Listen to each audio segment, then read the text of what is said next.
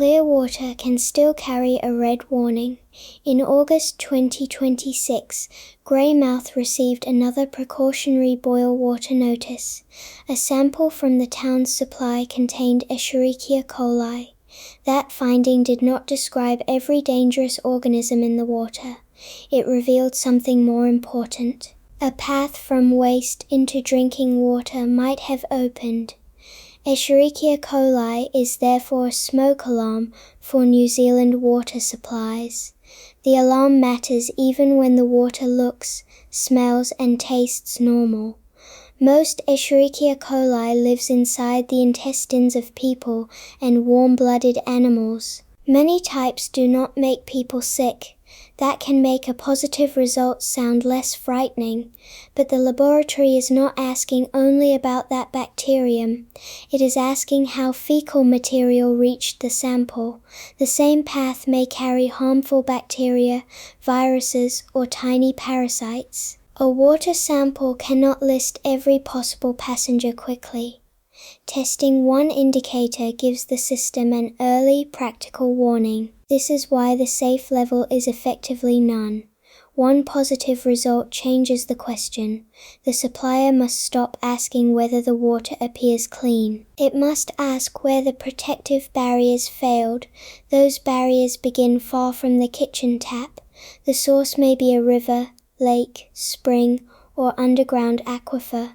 Land around that source must be protected from contamination. Treatment then removes or destroys harmful organisms. Storage tanks must keep treated water separate from dirty water. Pressure keeps outside material from entering cracked pipes. Backflow controls stop water moving the wrong way through connections. Careful repairs protect the network when a pipe is opened. No single barrier is perfect. Safe drinking water depends on several barriers working together. The boil notice adds one final barrier inside every home. Boiling destroys illness-causing bacteria, viruses, and protozoa. That makes water safer for drinking and preparing food. It also covers brushing teeth and mixing infant formula. The instruction can feel excessive when only one sample was positive. There is a reason for that caution. Laboratory testing looks backwards. The Havelock North drinking water inquiry explained the delay clearly. An Escherichia coli result takes at least 24 hours after contamination. By then, large amounts of water may have reached people's taps. A clean test tomorrow cannot erase yesterday's positive test. Water moves through different parts of a network at different speeds. Contamination may also come and go. One sample is a pin placed on a moving river. This lesson cost New Zealand dearly. In August 2016, Havelock North suffered a major disease outbreak. More than 5,000 people became ill. Campylobacter caused the sickness after contaminated water entered the supply. Positive Escherichia coli results had appeared around that system before the outbreak. The official inquiry found serious failures across several responsible organizations.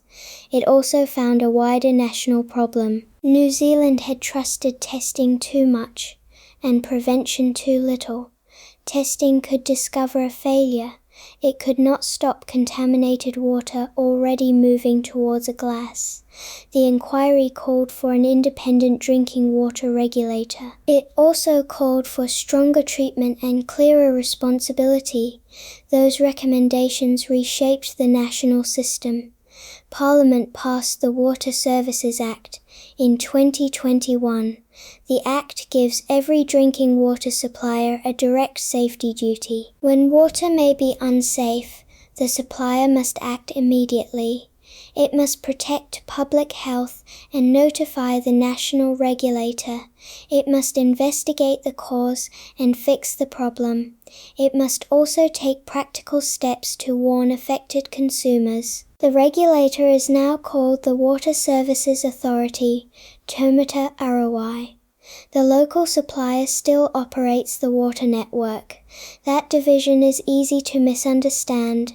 National rules set the floor and watch compliance. Local operators treat water, maintain pipes, test samples, and contact their communities. The national regulator does not send every local text message. The local supplier must make its warning reach people. That makes communication part of water safety, not public relations. A perfect notice hidden on a website protects nobody. People need the warning before making tea or preparing a baby's bottle. Different communities need different channels.